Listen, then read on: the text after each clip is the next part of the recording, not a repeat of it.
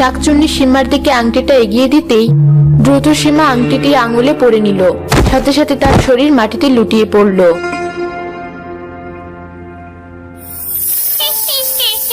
কি ভেবেছিলি আমার কাছে ধরা দিবি না? অত সোজা না। আমিও দেখি এবার কে তোকে আমার হাত থেকে বাঁচাবে। এবার আমি তোর ঘাড় মটকাবো, তারপর তোর কচি কচি হাত চিবাবো। শাকচুন্নি যখনই মাটিতে লুটিয়ে পড়ে থাকা সীমার ঘাড় মটকাতে গেল, তখনই সীমার সুন্দর মায়াময় চেহারা দেখে তার মনে একটা দুষ্টু ইচ্ছা তৈরি হলো। মেয়েটা তো ভারী সুন্দর। আমি যখন মরে ভূত হয়েছিলাম আমার কি জঘন্য চেহারা ছিল। কেউ আমায় পছন্দ করতো না। একবার যদি এই মেয়েটার ভিতরে ঢুকতে পারতাম তাহলে ভারী মজা হতো। কথাটা বলেই শাকচুন্নি আবার তার আংটিটি পরে ফেললো। সাথে সাথে তার আত্মা সীমার ভেতরে চলে গেল, আর সীমার আত্মা শাকচুন্নির ভিতরে চলে গেল। কি আমার শরীর এমন ভয়ানক হলো কি করে? আর তুমি তুমি কি? তোমার চেহারা হুবহু আমার মতো কেন?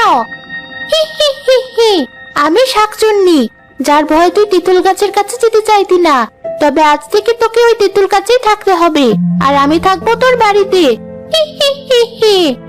না, আমাকে ছেড়ে দাও। দয়া করে আমায় বাড়ি ফিরে যেতে দাও। একদম চুপ, নইলে এক্ষুনি তোর ঘাড় মটকাবো। তখন বাড়ি যাওয়ার স্বাদ দূর হয়ে যাবে। যা, এখন থেকে ওই তেঁতুল গাছে বন্দি হয়ে থাক। কথাটা বলতে সীমার আত্মা তেঁতুল গাছে বন্দি হয়ে গেল। শাকচুন্নির আত্মা সীমার শরীরে ঢুকে গ্রামের রাস্তায় হেঁটে বেড়ালো।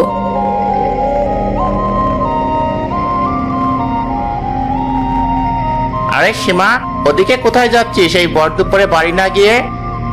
শাহিনের ডাক শুনে শাকচুন্নি ভাবলো, তার মানে মেয়েটার নাম সীমা। বেশ, তাহলে এই লোকটার সাথেই ওর বাড়িতে যাই। কে রে, চুপ করে রইলি যে? আর তোদের বাড়ি তো ওদিকে না। আজকে তো রোদ আর গরম পড়েছে, মাথাটা একদম কাজ করছি না। আমাকে একটু আমার বাড়িতে নিয়ে চলুন না। সে কি, আমাকে আপনি আগে করছিস কেন?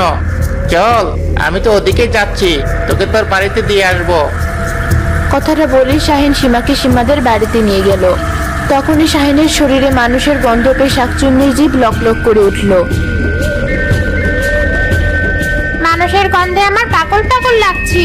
মনে হচ্ছে এখনই ঘাটটা মোটকে হাড়গুলো চিবিয়ে খাই। একি মা, এতক্ষণ কোথায় ছিলি? সে যে সকালে গেলি, আর তো তোর পাত্তাই পাচ্ছি না। আর বলো না চাচি, তোমার মেয়ে এই ভর দুপুরে রাস্তায় রাস্তায় ঘুরে বেড়াচ্ছিল। আমি তো ওকে সাথে করে নিয়ে আসলাম। শাহিন এসব কি বলছে সীমা? হ্যাঁ মা, বাইরে এত রোদ যে মাথাটা কাজ করছে